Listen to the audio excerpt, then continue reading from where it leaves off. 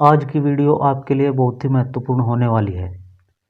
आज हम जानेंगे कुछ ओटीसी मेडिसिन के बारे में और उन्हें किस बीमारी में दे सकते हैं।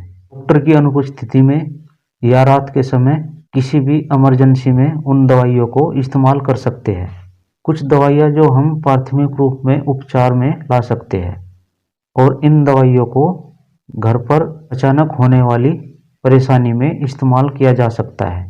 अगर आपको कुछ छोटी मोटी समस्या हो और आपको पता है कि मुझे कौन सी समस्या है, तभी आप उन दवाइयों का इस्तेमाल कर सकते हैं और इन दवाइयों को कुछ ही कंडीशन में इस्तेमाल कर सकते हैं जिसमें आपको यह मालूम हो कि मुझे यह समस्या है, क्योंकि हर व्यक्ति की कंडीशन अलग अलग होती है और उनके लिए अलग अलग दवाइयों का ही इस्तेमाल किया जाता है। इसलिए इन ओटीसी दवाइयों को ज़्यादा दिन तक इस्तेमाल नहीं किया जा सकता और बेहतर यही होगा कि डॉक्टर की सलाह में ही दवाइयों का इस्तेमाल करें।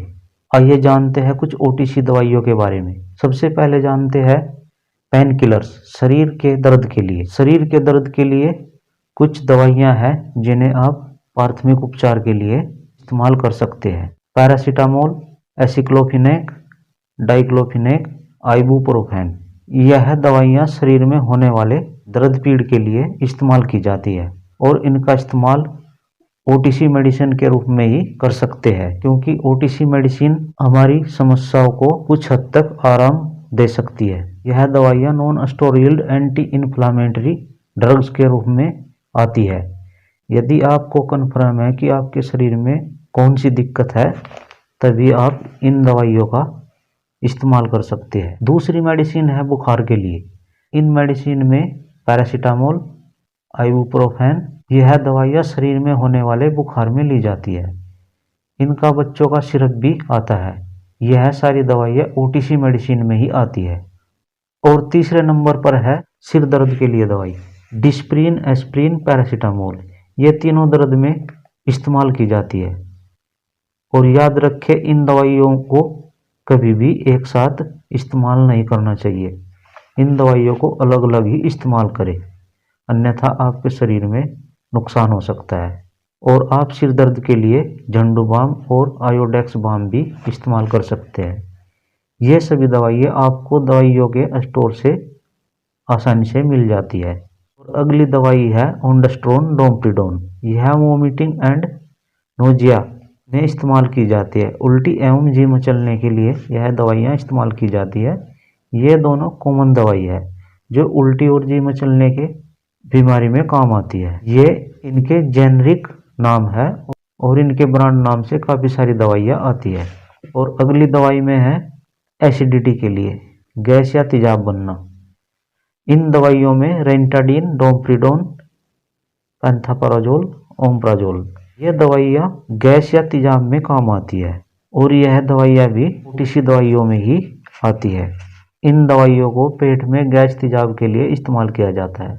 और अगली दवाई लोफ्रामाइड, मेट्रोनिडाजोल, यह लूज मोशन दस्तों में इस्तेमाल की जाती है।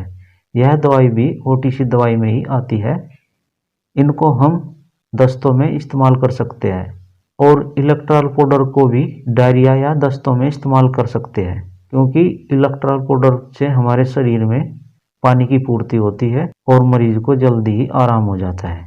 और अगली दवाई है जुखाम एलर्जी और अगली दवाई है जुखाम एलर्जी के लिए सिट्राजिन एविल क्रोसिन। यह दवाई हम जुखाम या एलर्जी में प्रयोग कर सकते हैं। यह दवाई भी आसानी से स्टोर पर मिल जाती है। और अब अगली दवाई कोलिक पेन, पेट दर्द के लिए, डाइक्लोमाइन। यह दवाई पेट दर्द के लिए इस्तेमाल की जाती है